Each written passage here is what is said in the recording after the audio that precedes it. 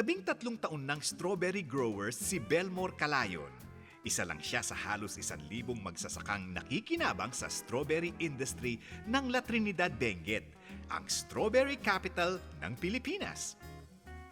Dito sa maliit na bahaging ito ng 20 ektaryang strawberry field ng La Trinidad, nagsasaka si Belmore.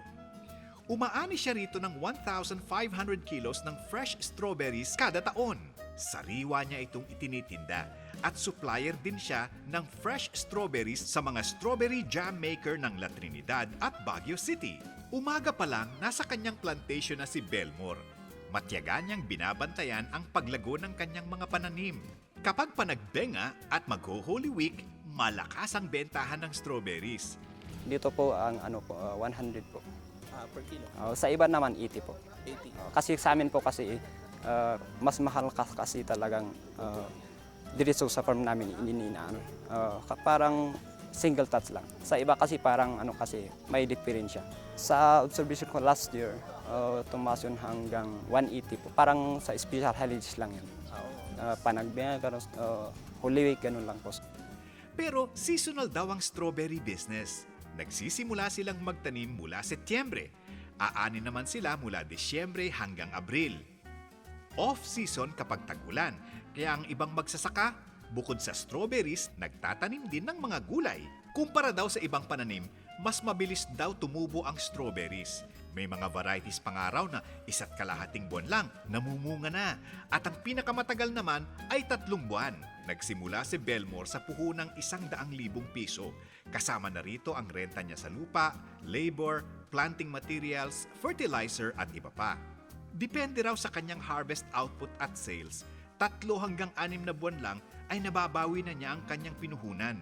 Kung ayaw magtanim, pwede ring mamuhunan sa strawberry jam o strawberry winemaking. 2 pang produktong dinarayo at binibili ng mga turistang pumupunta rito sa La Trinidad, Benguet.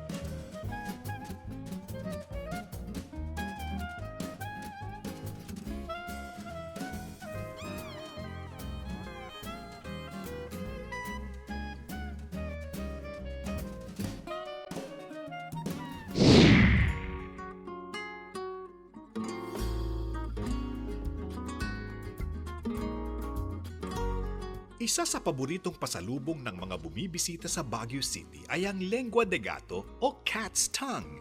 Ang melt-in-your-mouth Pinoy cookie na nakalagay sa plastic garapon ay mabibili sa mga tourist spot, bus stations at mga tindahan ng Baguio City.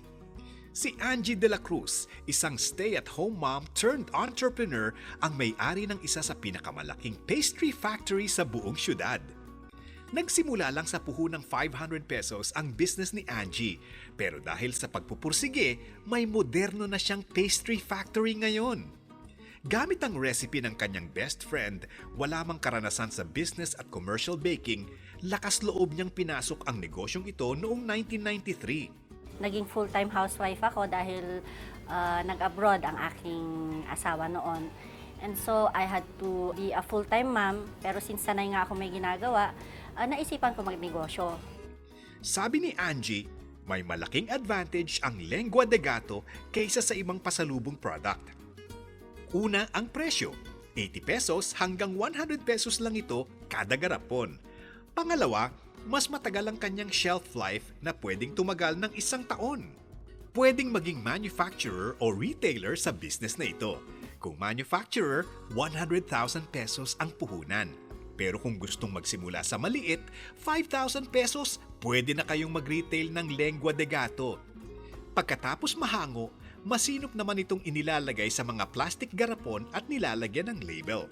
Ayon kay Angie, pwedeng kumita ng halos 50% mula sa original wholesale price kung sa Metro Manila ito ibebenta.